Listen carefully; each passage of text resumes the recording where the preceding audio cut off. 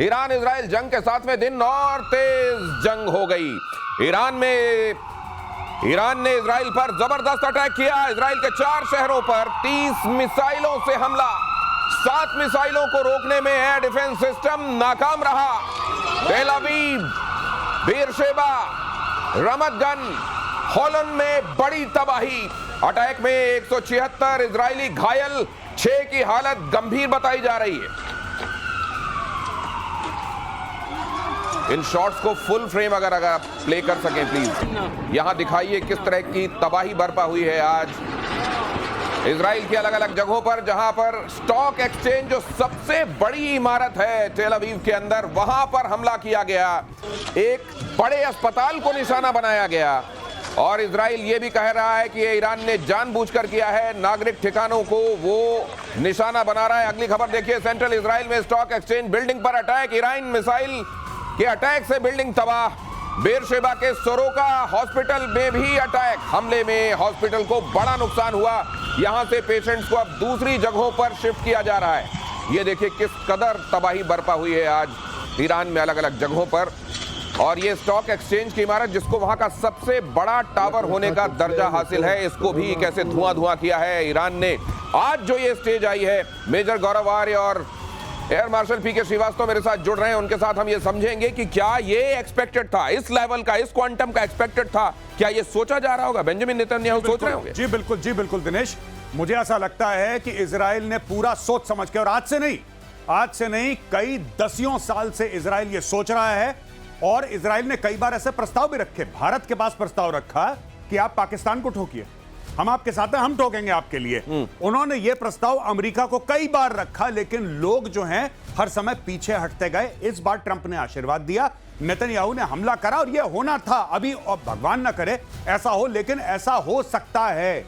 यह पूरी की पूरी आप मान के चलिए कि और तबाही होगी इजराइल के अंदर, लेकिन एंड में इजराइल जीतेगा। और इजराइल को एक बात पता है कि एक बार करवा लो जो करवाना है। एक बार मार्के की जंग हो जाए, उसके बाद ईरान का पूरा स्ट्रक्चर ठप हो जाएगा। क्योंकि देखिए बात यह है ना, अभी हम कह रहे हैं कि ये चीज हो गई, हम लोग ये फोटोग्राफ दिखा रहे हैं, आप ये कह रहे हैं अस्पताल में कर दिया। बेरशेबा में वो 1000 बेड का हॉस्पिटल है और पूरे साउथ इजराइल को केटर करता है। 1000 बेड का हॉस्पिटल, राइट? अब उस पर मार दिया। इनको पता था ये होगा, इजरायलियों को पता था, क्योंकि अगर आप ये काम नहीं करेंगे तो हमास और हिजबुल्लाह आपको अटैक करते रहेंगे। फिर 7 अक्टूबर की जैसी चीजें होती रहेंगी। आपको एक बार, जिसको कहते हैं ना देसी में, आपको एक बार ये टंटा काटना होगा, फुल एंड फाइनल। एक बार के लिए ये टंटा काटना, लेकिन ये टंटा काटने की कितनी बड़ी कीमत चुकानी होगी? क्या ये कीमत बहुत बड़ी होगी? तेल अवीव में ईरानी मिसाइल का मलबा मिला है। शहाब 3 बैलिस्टिक मिसाइल का मलबा। मलबे में मिसाइल का इंजन बरामद हुआ है। ईरान की मध्यम दूरी की बैलिस्टिक मिसाइल है शहाब 3। और एयर मार्शल पीके श्रीवास्तव अक्सर बताते हैं कि दुश्मन की तकनीक को समझने के लिए उनके ऐसे इंस्ट्रूमेंट्स जो उतने बर्बाद नहीं हुए होते हैं, वो बड़े काम आते हैं। ये तो पहले ही पता होगा वैसे इजराइल को कि इसमें क्या-क्या। इसके बारे में ठीक से पता था, तो ऐसी कोई खास इस वक्त डिस्कवरी नहीं। लेकिन हाँ, मिलना ये पता चलता है कि आज वो क्या चला रहे हैं हमारे ऊपर, और अगर ये मिल जाता है तो उसके बाद उसकी काट भी आप पैदा कर सकते हैं, जैसा मैंने पहले भी कहा था। और ये हमें हमेशा से ये थी संभावना, और जैसे गौरव बता रहे थे, संभावना थी, और इसको फैक्टर नहीं किया जाता है। जब भी आप लड़ाई करते हैं तो आपके पास जरूर फैक्टर इन करते हैं कि दुश्मन उसका जवाब कैसे देगा। ईरान मिसाइल फोर्स है, ये पता था। ईरान के पास यूरेनियम का इनरिचमेंट हो रहा है, ये पता था। 60% तक पहुंच गया, ये भी पता था। तो अगर आपके पास मिसाइल फोर्स है और यूरेनियम भी आपके पास है, तो न्यूक्लियर वेपन बनाने में कोई बहुत ज्यादा टाइम नहीं लगेगा। इसीलिए ये सब हो रहा है। और उसी के अगर उसके परिप्रेक्ष्य में अगर आप इसको देखते हैं, तो इसका मिलना शहाब 3 के, उसका हमें पता है कि किन मिसाइल से मार हो रही है। अब जो हाइपरसोनिक मिसाइल्स आती हैं और ड्रोन्स भी साथ में आते हैं, तो जो आपने कहा लीक थ्रू, तो लीक थ्रू होता ही होता है, और इंफ्रास्ट्रक्चर के ऊपर अटैक हो रहा है। अगर आप देखिए हॉस्पिटल, स्टॉक एक्सचेंज और इन चीजों पर अटैक होना, इसका मतलब जानबूझ के सिविलियन इंफ्रास्ट्रक्चर अटैक करके साइकोलॉजिकली ईरान को दबाने की कोशिश की जा रही है। इजराइल को दबाने की, साइकोलॉजिकली दबाने की कोशिश की जा रही है। तो यहाँ कई फ्रंट पर बहुत सारी चीजें हो रही हैं। अगली खबर देखिए, इजराइल का ईरान पर जबरदस्त पलटवार। ईरान में अराक हैवी वाटर रिएक्टर पर, हालांकि ये पहले हो गया था, ये रात के वक्त ये हमला हो गया था। अराक हैवी वाटर रिएक्टर पर हमला हुआ और उसके बाद ईरान की तरफ से 35 के आसपास मिसाइलें एक साथ छोड़ी गई इजराइल पर। ईरान के न्यूक्लियर प्रोग्राम का अराक अहम हिस्सा। अराक में बड़े पैमाने पर हथियारों का प्रोडक्शन होने की खबरें थीं। हमले से पहले इजराइल ने दी थी चेतावनी। शहर के लोगों से इलाका खाली करने के लिए कहा था। मेजर गौरव आर्य, इस जगह को क्यों चुना गया? देखिए, बात यह है कि इजराइल सिर्फ वही चीज चाहता है कि किसी तरीके से ईरान को डिनाई करा जाए कि उसके पास न्यूक्लियर वेपन्स हो, और वो न्यूक्लियर वेपन्स को कैरी करने का, यानी कि जो बैलिस्टिक मिसाइल होती हैं, लॉन्ग रेंज, इंटरकॉन्टिनेंटल, राइट, और इंटरमीडिएट रेंज, वो बैलिस्टिक मिसाइल्स की जो सलाहियत है, जो कैपेबिलिटी है, उससे ईरान को डिनाई करा जाए। तो हेवी वाटर इज यूज्ड। अब ये वहां पे रिफाइन करेंगे, सेंट्रीफ्यूज होंगे, तो आपके पूरे मामले में आपका इसका इस्तेमाल होता है। इस साइट को मारा गया और इस साइट को मार के तिल मिला के फिर ईरान ने वो मिसाइलें फायर करी जो कभी अस्पताल गई, कहीं गई। उसके रिएक्शन में, यही तो आप कहना चाह रहे हैं बिल्कुल कि साहब इसके रिएक्शन में ये हुआ। तो आप ये देख लीजिए सब लोग यहाँ पे कि इजराइल किस चीज को टारगेट कर रहा है। इजराइल टारगेट कर रहा है जहां पे हथियार बनते हैं, और ईरान किसको टारगेट कर रहा है? ईरान वहां टारगेट कर रहा है जहां पे पेशेंट हैं, अस्पताल है। तो ईरान और हमास में कोई ज्यादा फर्क नहीं है दोस्तों। They have the same mindset. दिमाग, जहनियत दोनों की एक ही जैसी है कि जहां पे मासूम हो सबसे पहले उनके मिसाइल मारो। मासूमों पर मिसाइल मार रहा है क्या ईरान? और तेहरान में रक्षा मंत्रालय के हेडक्वार्टर पर अटैक, कुद्स फोर्स के 10 कमांड सेंटर पर भी हमला, शाहरान तेल डिपो पर भी इजराइल का अटैक, मेहराबाद एयरपोर्ट पर 2 मिसाइलें गिरी। अब यहां से रिबाउंड क्या देख रहे हैं आप ईरान की तरफ आता हुआ आगे? देखिए, मैं आपको एक बात बता दूं, ये जो ईरान को फायर करना था हाइपरसोनिक, ईरान के पास इससे ज्यादा बड़ी चीजें नहीं है। मतलब ये मैक्सिमम है जो वो कर सकता है। और ईरान क्या करेगा? एटम बम तो मारेगा नहीं वहां, वो तो है नहीं उसके पास। तो ईरान क्या कर लेगा? थोड़ी सी और बैलिस्टिक मिसाइल मार लेगा, कुछ और मार लेगा। लेकिन कहने की बात यह है कि जिस तरीके से उनकी कैपेबिलिटीज को डिन्यूड और डिग्रेड करा है इजराइल ने, जिस तरीके से जहां पे मैन्युफैक्चरिंग होती है सोर्स में जाके मारा है, तो मुझे नहीं लगता कि कुछ दिनों के बाद ईरान के पास ऐसा कुछ होगा असला इस्तेमाल करने का कि जिससे इजराइल को, माफ कीजिएगा, कोई मेजर डैमेज हो पाए। और एक और बात, अगर मेजर डैमेज होता है तो वहां पे खड़ा है अमेरिका के सारे एसेट्स जो हैं दोस्तों, लॉक्ड एंड कॉक। दिनेश, कल ही आप बता रहे थे ईगो गार्सिया के बारे में, आप बता रहे थे, आपने पूरा बताया कि कहां पे कौन से अमेरिकन एसेट्स हैं, कहां पे F-16 है, कहां पे F-22 है, कहां पे F-35 है। पूरा का पूरा जो है मामला अमेरिका का रेडी है। जब पता लगेगा कि अब पानी नाक से ऊपर चला गया है, America will enter the war. और अगर ऐसा होता है तो फिर क्या होगा? इधर सोरोका अस्पताल पर मिसाइल हमले पर इजरायली पीएम नेतन्याहू ने कड़ी प्रतिक्रिया दी है। खामेनेई वॉर क्राइम के लिए जिम्मेदार हैं, इजराइल ने कहा। ईरान जानबूझकर अस्पतालों को निशाना बना रहा है, नेतन्याहू ने कहा। इजराइल अपने नागरिकों पर हमले का बदला लेगा। खामेनेई को लेकर सभी विकल्प खुले हुए हैं। नेतन्याहू ने यह भी कहा, खामेनेई की हत्या की बात मीडिया में करना ठीक नहीं। तो ये तो बहुत गंभीर बात कह दी उन्होंने। बहुत बड़ी बात है। हत्या की बात मीडिया में करना ठीक नहीं, हत्या करना ठीक है नहीं, इसकी बात नहीं हुई। ये बात ध्यान रखिएगा। और जहां तक आप बता रहे थे, उसी कार्यक्रम में आपको एक चीज बताते हैं, हेवी वाटर की जरूरत पड़ती है अगर आपको न्यूक्लियर वेपन बनाना है जी। साइलोज में भी मारेंगे मिसाइल। देखिए, लॉन्चर ठिकाने जहां से लॉन्च कर सकते हैं और जहां से आप न्यूक्लियर वेपन बना सकते हैं, ठीक है। ये जितने भी इंफ्रास्ट्रक्चर हैं। और जब कच्छ की आपने बात की, कच्छ ये बहुत जबरदस्त फोर्स इनकी है जो खामनाई के डायरेक्टली अंडर काम करती है। अच्छा, अगर उसके ठिकानों को बताए, इसका मतलब जब राजा को मारने से पहले आसपास की फौजों को आप गिरा देते हैं ना, तहस नहस कर देते हैं, ये सब वो सारे प्यादे वजीर हैं जो गिराए जा रहे हैं। तो इसमें आपका हंच क्या कहता है? चेकमेट वाली सिचुएशन जैसा हमने देखा था सद्दाम हुसैन के साथ, वैसी कोई सिचुएशन देख रहे हैं या उससे ज्यादा ग्रेव खामेनेई के लिए? खामनेई की सिचुएशन लगभग, अब बताइए, उनकी सिचुएशन बहुत ही ग्रेव थी। उससे ज्यादा ग्रेव क्या होगी? अगर वो हो गई तो बहुत हो जाएगा। खामनेई उससे पहले ही चल पड़ेंगे। ये अगली खबर देखिए, इजराइल के ऑपरेशन राइजिंग लायन का वीडियो वायरल। बीच हवा में इजराइल के फाइटर की रिफ्यूलिंग ऑपरेशन के दौरान अब तक 600 फाइटर्स की मिड एयर रिफ्यूलिंग हुई है। यही आप कह रहे थे कि ये आकाश में नियंत्रण किसको कहते हैं? ये उसका परिचायक है। ये अब आकाश में अगर रिफ्यूलिंग कर रहे हैं आप, तो इसका मतलब पूरा वर्चस्व है। उसका फायदा क्या होगा?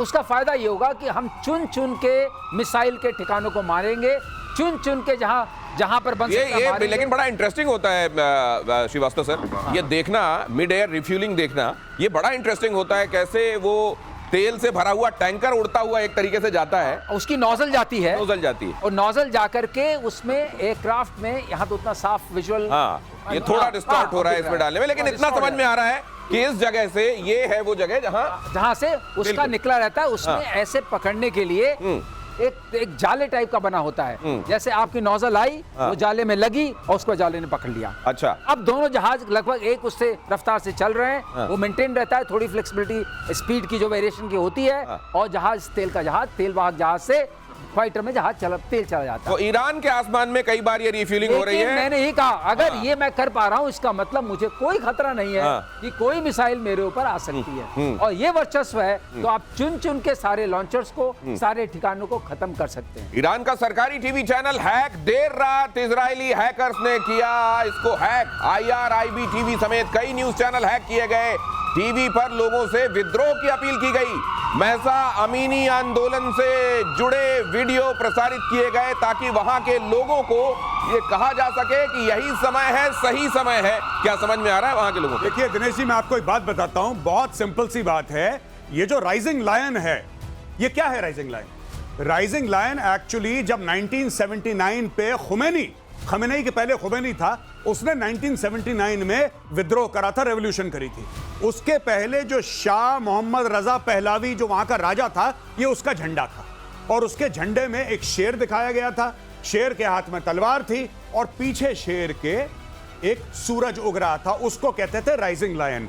तो जब इजराइल ने इस पूरे ऑपरेशन का नाम राइजिंग लायन दिया, उसी दिन इजराइल को क्लियर था कि boss what we are aiming for is regime change. ये खमेनी को निपटाना है, इस रजीम को हटाना है, इसलिए उसका नाम राइजिंग लायन रखा गया। और नाम राइजिंग लायन रखने के बाद that is why they decided कि अब ये जो आ रहा है टेलीविजन पे हैक करके, ये जो अमीनी है, वो लड़की जिसको मार दिया, इसके लिए आ रहा है। फिर सडनली आप देख रहे हैं कि विदेश में जो उनका क्राउन प्रिंस है, उनका बेटा रजा पहलवी का, वो आ रहा है, और उसने कल परसों वीडियो रिलीज करा है फारसी में अपने लोगों को बोलते हुए कि इस इस्लामिस्ट रजीम को निकाल के फेंक दो, ये किसी काम की नहीं है, उठो। तो अब वहां पे विद्रोह के लिए बोला जा रहा है कि सड़क पे आ जाओ। बिल्कुल सही। लेकिन ये इसका असर क्या देख रहे हैं आप? हालांकि वहां इंटरनेट बंद हो गया, बाकी सब चीजें। और एक चीज और मैं कहना चाहता हूं, वहां की जो टीवी न्यूज एंकर हैं वो तो शुक्र कर रही होंगी कि नहीं हैक कर लो, यहां तक ठीक है, वो मत करना जो बीते दिनों किया था। लेकिन वहां की जनता पर इस सब का असर कितना हो रहा है? देखिए, जनता वहां की जनता बिल्कुल भी खमेनी और उसके जो लोग हैं उनको पसंद नहीं करती, क्योंकि इनके ऊपर बहुत, जिसको कहते हैं कि तशद्दुद, बड़ा टॉर्चर किया गया। लेकिन कहीं ना कहीं वहां पे मैं आर्टिकल्स पढ़ रहा था, वो ये बोल रहे हैं कि साहब रेजिम चेंज तो हम भी चाहते हैं, लेकिन हम ये नहीं चाहते कि कोई बाहर से आके बमबारी करे जिसमें आम लोग मारे जाएं, और उस बमबारी के तहत फिर वो रेजिम चेंज हो। हम चाहते हैं कि अंदर से हो। और इस बीच पाकिस्तान ने ईरान को बड़ा धोखा दिया। अमेरिका के लिए जासूसी करता पकड़ा गया पाकिस्तान। अमेरिका का जासूसी सिस्टम BACN, जिस विमान में BACN लगा था, वो पाकिस्तान के एयर स्पेस में दिखा, ईरान की तरफ जाता हुआ दिखाई दिया ये जासूसी विमान। और इसके बाद इजराइल ने ईरान के सरकारी टीवी चैनल पर अटैक कर दिया। ये हुआ था भाई साहब, और आपने ये कहा था, मैंने बोला था और कई बार बोला था और प्रतिशोध पे बोला था कि पाकिस्तान का बहुत अहम रोल है। ये जो इसको खाना खिला रहा है ना वहां पे बुला के व्हाइट हाउस में, जो इनकी तारीफें कर रहा है कि देखो पाकिस्तान कितना अजीम मुल्क है, कोई अजीम मुल्क नहीं है। बेसिकली मीर जाफर को पैसे पहुंच गए। जो पाकिस्तान ने करा है, ईरान की पीठ पे खंजर उतारा है। पाकिस्तान इज अ बैकस्टैबर नेशन, ये धोखेबाज मुल्क है, और इन्होंने इस्लामी बिरादरी मुल्क होने का ढोंग रचा, और ढोंग रचने के बाद इन्होंने गद्दारी करी है। नहीं तो ये क्या, ये ईरान में जो लोग रह रहे हैं, ये तो कलमा पढ़ते होंगे जी, तो यहाँ पर भेजते हैं वो कि जाओ पूछो कि अगर कलमा नहीं पढ़ पाते हैं गोली मार दो, और वहां पे उनके साथ गद्दारी कर रहे हैं जो कलमा पढ़ने वाले उधर बैठे हुए हैं। वो कह रहे हैं उनको भी गोली मार दो, उनको भी गोली मार दो। देखिए, जहां से पैसे मिलते हैं पाकिस्तानी स्टेट का, मैं पाकिस्तानी आवाम की नहीं बात कर रहा, पाकिस्तानी स्टेट है, पाकिस्तानी फौज है, इसका कोई दीन ईमान नहीं है। जब मैं कह रहा था तो मुझे पाकिस्तानी मैसेज कर, मेजर साहब ये आप कैसे कह सकते हैं, ये तो बहुत गलत बात है, हम आपसे डिसएग्री करते हैं।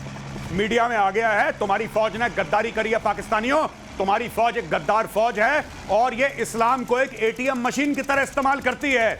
अमेरिका ने पैसे दिए, उसने बैठ के खाना खिलाया, इन्होंने पीठ में खंजर उतार दिया ईरान का। और ये जो एयरक्राफ्ट की बात आप कर रहे हैं दिनेश, इस एयरक्राफ्ट से उसको लाइट अप किया था टीवी स्टूडियो को। ओ, कब आप टारगेट जाता है आपका, अच्छा मतलब वहां आपको बताया ये है, जैसे हम लेजर बीम डालें कि भाई प्रेजेंटेशन के समय ये वाली जगह पेंट कहते हैं ना, उसको पेंट करा। हाँ, उसको किल चेन बोलते हैं। अच्छा। आप दिखाइए कहाँ है, हम मारेंगे। अच्छा, तो इन्होंने दिखाने का काम किया है, काम किया, उससे दिखाने का काम किया कि ये है। ये पाकिस्तानी एयर स्पेस से हुआ दिखाने का काम। ये पाकिस्तानियों ने बोला है वहां पे मारो। और ये किल चेन ये इस्तेमाल करते हैं, एक दिखाता है, दूसरा देखता है, तीसरा मारता है। भाई साहब, हॉकी की पेनल्टी देखी आपने? बिल्कुल। पाकिस्तान ने गोल सेट करा। हाँ। देखिए, अब जो पाकिस्तानी कहते हैं कि यहूदी ऐसे तो यहूदी वैसे, ठीक है, जो कहते हैं कि हम यहूदियों के खिलाफ हैं, हम फिलिस्तीनियों के साथ खड़े हैं, राइट। अब मैं पाकिस्तानियों से यह पूछना चाहता हूं कि चूरन तो चाट लिया आसिम मुनीर ने व्हाइट हाउस में जाके, अब यह कर रहा है, ये हैं तुम्हारे मुजाहिद और ये हैं तुम्हारे गाजी, ये है उनका कैरेक्टर। तो जिन फिलिस्तीनियों के लिए ईरान कह रहा था कि वो खड़ा हुआ है, उस ईरान के खिलाफ उसकी जगह बता के टॉर्च मार के यहाँ हमला करो, ये कराया जा रहा है। अमीनी जो लड़की का आपने बात बताई, वो भी जरूरी है 10 दर्शकों को बताना। अमीनी 16 साल की लड़की थी जिसके ऊपर अत्याचार हुआ, बाद में उसी को मारा गया, उसी के खिलाफ वो दी बिल्कुल, गई। उसमें तो बड़ा बवाल हुआ था। अगली खबर यह है कि इजराइल के खिलाफ ईरान का बड़ा प्लान लीक हुआ। हूती, हमास और हिजबुल्लाह के साथ मिलकर बड़े हमले की तैयारी। इराक में शिया लड़ाके भी लड़ने के लिए तैयार। कहा जा रहा है कि दुनिया भर में जितने स्लीपर सेल्स हैं ईरान के, उनको भी एक्टिवेट किया जा रहा है। भाई साहब, आधे स्लीपर सेल को तो स्लीप करवा दिया इजराइल ने। हिजबुल्लाह की कमर तोड़ दी, हमास को मार मार के उसका भरता बना दिया। अब जो हूथी हैं वो थोड़ा समुद्र के, because southern part of Yemen में ज्यादा पाए जाते हैं हूथी, तो हो सकता है कि वहां पे जाके कुछ अटैक करें कुछ जहाजों में, पहली चीज। लेकिन सबसे बड़ी बात ये दिनेश कि पहले इन्होंने, देखिए इजरायलियों ने कितना स्मार्ट प्ले करा। पहले हमास को तोड़ा, हिजबुल्लाह बीच में आया चौधरी बनने के लिए, हिजबुल्लाह को भी तोड़ा। सबको तोड़ ताड़ के सीरिया में तुर्की ने बशार अल असद को निकाल दिया, सीरिया सेफ हो गया। अब जब सीरिया सेफ हो गया और लेबनान सेफ हो गया और फिलिस्तीन सेफ हो गया, now they made the move for Tehran. और हर समय तेहरान एंड गेम था। एंड गेम तेहरान है, और एंड गेम ये है कि वहां की पॉलिटिकल जो लीडरशिप है उसको बदला जाए। अमेरिका के ईरान को आखिरी चेतावनी। सीरिया के लिए अमेरिका के विशेष दूत टॉम बैरक ने कहा, युद्ध में हिजबुल्लाह कूदा तो घातक होंगे परिणाम। अमेरिका ने भेजे लड़ाकू विमान और युद्धपोत। खमेनेई ने कहा, अमेरिका ने हमला किया तो तगड़ा जवाब देंगे। मुझको लगता है कि इस दौरान कुछ बेट्स भी डाले जा रहे हैं जिनको पक्का पता ही निकले जाएंगे बेट्स, और जैसे ही निकले जाएंगे वैसे कहा था ना कि ये किया तो मारेंगे, अब मार देंगे, मतलब एक बहाना मौजूद होगा। मैं ठीक कह रहा हूं? ऐसा बिल्कुल सही दिनेश, आप जो कह रहे हैं हम लोगों ने हर बार देखा है। जब ये कहते हैं कि मारेंगे, वो तो मार पड़ जाती है। उन्होंने आपने वो देखा नहीं जो टीवी चैनल पर आता, उसने कहा था अगर अल्लाह बचाएगा बॉम्ब फेंका तो ये होगा, फट से बॉम्ब पीछे पड़ गया। बिल्कुल। तो अब ये सवाल है कि तगड़ा जवाब देंगे, इसका मतलब तगड़ा मारो, तो उल्टा है। और सर क्या ऐसा, सर मैं आपसे पूछता हूं सर, क्या ऐसा हो सकता है कि खमेनेई जो डेली ट्वीट करता है, इसका भी ट्वीट हैक कर दिया हो किसी ने? इसका ट्विटर किसी ने, भगवान ना, मैं अज्यूम कर रहा हूं, अगर आप टीवी हैक कर सकते हैं तो उसका ट्विटर हैंडल ट्वीट, तुम्हें हिम्मत है, खमेनेई ट्वीट कर रहा है, तुम्हें हिम्मत है तो मुझे मार के दिखाओ। बिल्कुल सही। मसाइल कहानी खत्म। फिर से हिम्मत है तो फिर से मार के देखो। मुझे लगता है ये ना खुद नहीं, मुझे लगता है कि इन्होंने जिस फोन से ये ट्वीट हो रहे हैं, उस या कंप्यूटर से, उस जगह को रखा हुआ है इन्होंने ईरान में किसी जगह, और ये मॉस्को में बैठ के बता रहे हैं कि भाई साहब इसमें इस बार ये करके लिख दो, और लोगों को ये लगना चाहिए कि उस बंकर से आ रहा है ये मुझे लगता है कि ये भी हो सकता है खुद को बचाने के लिए। अगली खबर की तरफ आपको लेकर चलता हूं। ईरान पर चौतरफा हमले के लिए अमेरिका रेडी। ईरान पर किसी भी वक्त हमला कर सकता है अमेरिका। मिडिल ईस्ट में अमेरिका के 60 एयर बेसेस हैं, और ये तो सिर्फ अमेरिका की बात हम आपको बता रहे हैं। ब्रिटेन भी कैसे सीन में आ रहा है वो भी आपको बताएंगे। अमेरिका ने इन दिनों उस जगह को सुपर एक्टिवेट कर दिया है। क्या इसका मतलब ये है कि, और ये भी कहा जा रहा है कि 48 घंटे के अंदर अंदर ये भी देख सकते हैं आप कि अमेरिका की सीधी एंट्री होगी, क्या होगी तो कितनी होगी, और उसके रिपरकशंस क्या होंगे? देखिए ऐसा देश, अगर एंट्री होगी, क्योंकि अमेरिका को पूरा पता है कि हमारे ऊपर भी मिसाइल का निशाना साधा होगा, जिसको बंकर्स में खत्म किया जा रहा है, साइलोज में वो निशाने जो अमेरिका के ऊपर कहते हैं ना हमने सब निशानों में रखा है, बहुत आसान है, वो सारे पहले खत्म किए जा रहे हैं साइलोज। ये समझ लीजिए कार्यक्रम कैसे चल रहा है।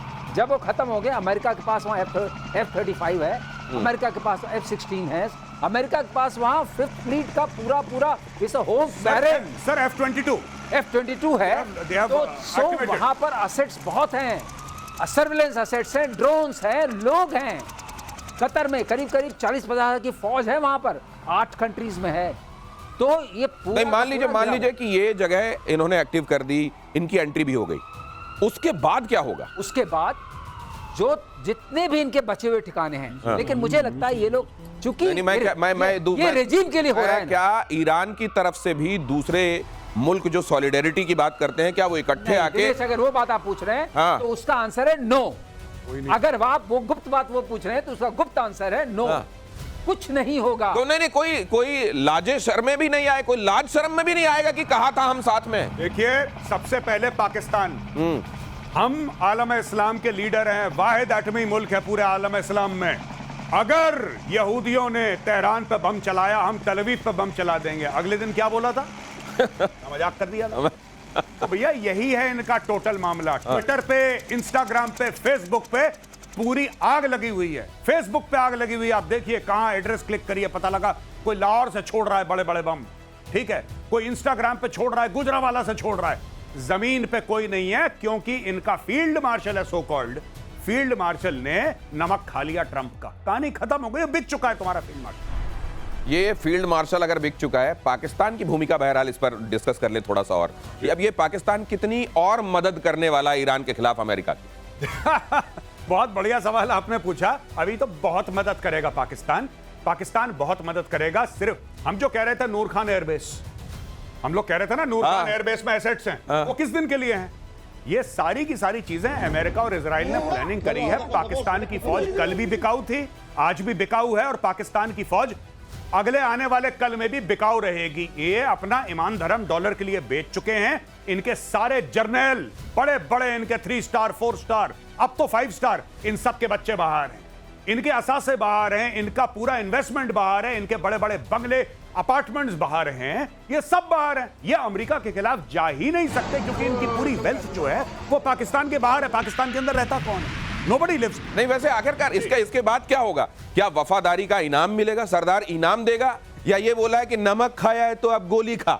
ये क्या होगा? देखिए साहब, साफ सीधी बात है, अगर आसिम मुनीर को फील्ड मार्शल बनाया है तो गलतफहमी मत रखिएगा कि आसिम मुनीर को फील्ड मार्शल पाकिस्तान की पार्लियामेंट ने बनाया है। अमेरिका के आशीर्वाद के बिना नहीं बन रहा वो, पहली चीज। दूसरी चीज, इतनी तारीफ करी पाकिस्तान, ये तो पाकिस्तान, वो पाकिस्तानी खुद कंफ्यूज हो गए कि भैया क्या हमने करके दिया जो इतनी तारीफ हो रही है? Pakistan makes great products, Trump कह रहा है, पाकिस्तानी फिर कंफ्यूज हो गए, ऐसा हमने क्या बना दिया आतंकवादियों के अलावा जो ट्रंप भाई इतनी तारीफ कर रहे हैं, फिर उसको बैठ के खाना प्रोडक्ट है। ये सारी की सारी जो चीजें हैं भाई, सारी की सारी चीजें यही हैं कि पाकिस्तान ईरान की पीठ में खंजर उतारेगा। ये लाहौरी खून है, इसने यही करा है, यही करता चला आया है, यही इनकी चीजें हैं। बस इनको यही, इससे पैसा लिया उसको धोखा दिया, उससे पैसा लिया इसको धोखा दिया। दिनेश, कुछ फौजें भी चाहिए लाइन के ऊपर ना, बॉर्डर के ऊपर। हाँ, सही बात। यहीं से जाएंगी। नमक खाया है सरदार का, तो सरदार का लिए गोली खाना पड़ेगा। गोली खा। तो सर, ये एक बार उन्होंने पहले कहा था कि अब मैंने ये कहा था कि जब भी उधर से कोई गोरा मेहरबान होता है, पाकिस्तान में लाशें गिरनी शुरू होती हैं। नहीं, ये बात मेरे को बहुत कैटेगोरिकली याद है। अगली खबर बता रहा हूं मैं आपको, ईरान इजराइल वॉर के बीच ब्रिटेन से बड़ी खबर। ब्रिटेन ने कैबिनेट को अलर्ट पर रखा, एयरक्राफ्ट कैरियर को मिडिल ईस्ट भेजा। क्वीन एलिजाबेथ स्वेज नहर को पार कर चुका है, ये भी मिडिल ईस्ट पहुंच रहा है जी। मतलब ये भी शाना बशाना खड़ा होने वाला है क्या ईरान के खिलाफ? बिल्कुल साहब, बिल्कुल। और जब अमेरिकन फोर्सेस जाती हैं तो यूके की फोर्सेस और कनेडियन फोर्सेस साथ साथ चलती हैं। ये देखिए, एक क्वीन एलिजाबेथ वहां का सबसे बड़ा एयरक्राफ्ट कैरियर ये पहुंच रहा है मिडिल ईस्ट में। एक तरीके से जो सिचुएशन बनी हुई है, अब इसकी भी भागीदारी होगी। वहां की कैबिनेट को अलर्ट पर दिया गया है। सर, इसके देखे जाने के क्या मायने?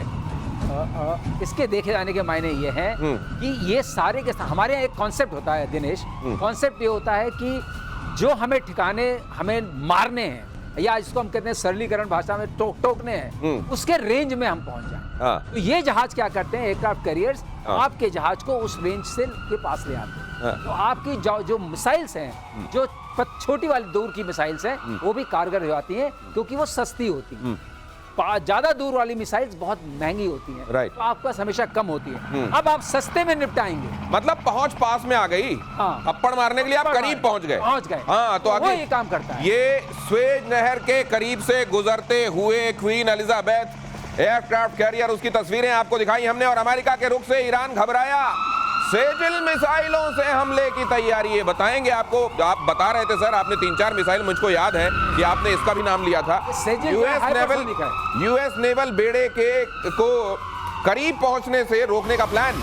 ईरान की medium range ballistic missile Sejjil, ये बड़ी खतरनाक बोली जाती है। अब देखिए ऐसा है, हर मिसाइल्स में आज तक ये सर ये कैसी दिखाई, ये जरा फुल फ्रेम डालिए, इसको फुल फ्रेम डालिए और ये देखिए सर ये कैसी दिखाई दे रही है। तो और ये इसके आसपास ये जो चक्र है, क्या ये एक तरीके से एयर डिफेंस सिस्टम को कंफ्यूज करने के लिए, अगर वो हीट सीकिंग है? इसमें दो चीजें होती हैं तो खास समझने वाली। पहली बात, बैलिस्टिक मिसाइल जब भी हम बोलते हैं उसके साथ SRBM लगा होता है, शॉर्ट रेंज, कम रेंज। कम रेंज का मतलब नहीं कि बहुत कम रेंज, 750 से 1000। फिर हम बोलते हैं मीडियम रेंज, मतलब 2000 तक। फिर हम बोलते हैं इंटरमीडिएट रेंज, वो हो जाती है 3-4 हजार। अच्छा।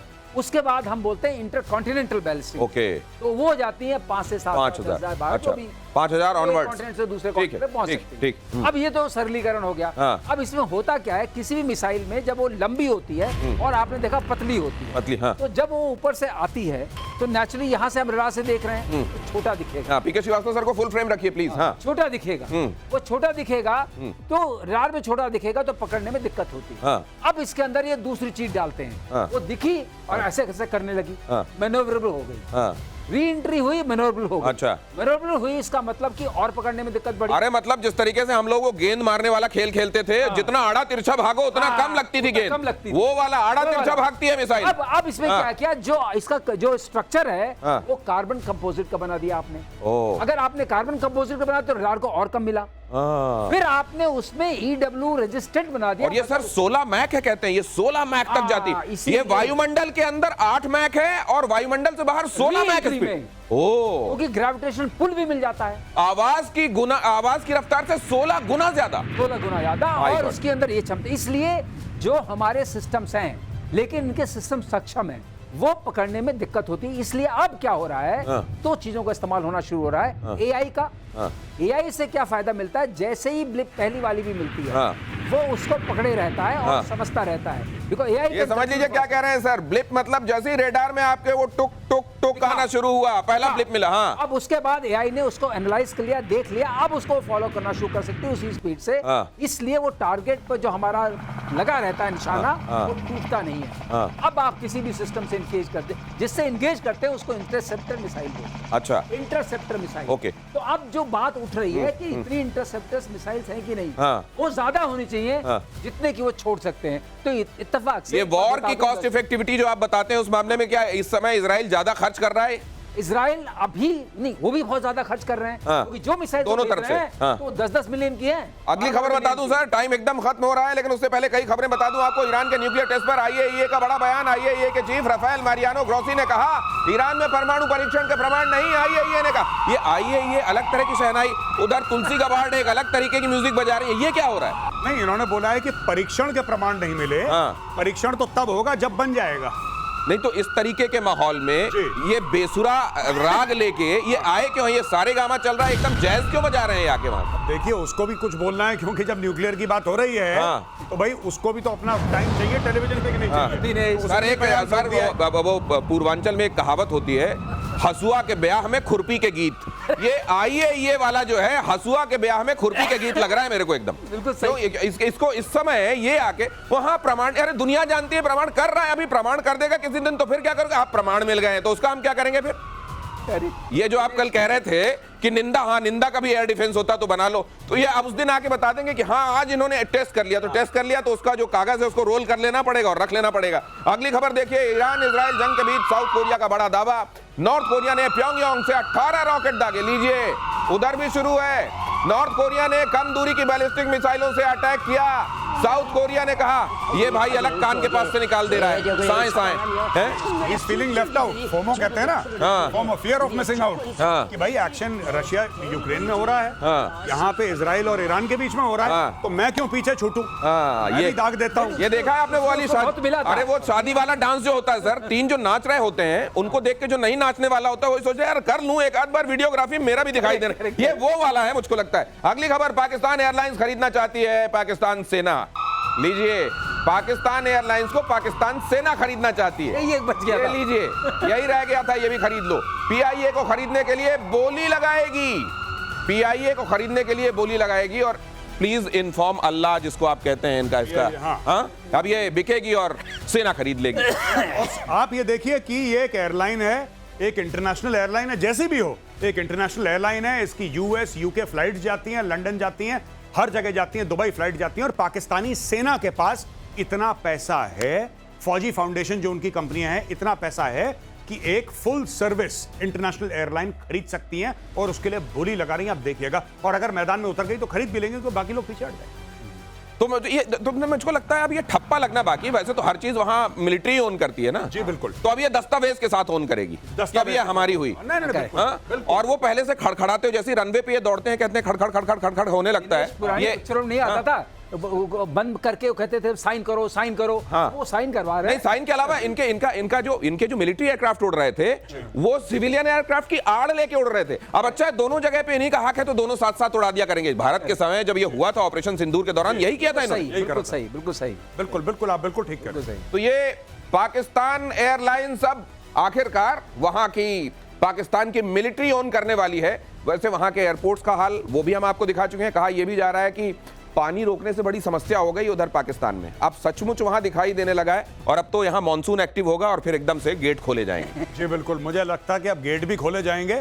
तो अभी जहाज खरीदा है, अब बेटा नाव भी खरीद लो, क्योंकि ये सारी चीजें काम में आने वाली है बहुत जल्दी। जब पानी ज्यादा हो जाएगा तो फिर खोल देंगे, क्योंकि तुम्हें पानी चाहिए। अच्छा, उधर ईरान वाला जो गेट है वो खोलेंगे कि नहीं ये लोग? ना ना वो नहीं क्यों? वो बेचारे उम्मा वाले लोग हैं, सब अपने ही मजहब के लोग हैं इनके। नहीं साहब, वो हो गया। आसिम मुनीर पैसा पकड़ चुका है, कहानी खत्म हो गई है, डील हो गई है। वो खाना खा चुका है, नमक खा चुका है, वो नमक खा चुका है गब्बर का। अब वो कहीं नहीं जा रहा। वो नमक खा चुका है और थोड़ा नमक मुझको लगता है लौटते में शहबाज शरीफ के लिए भी वो लेके आएंगे।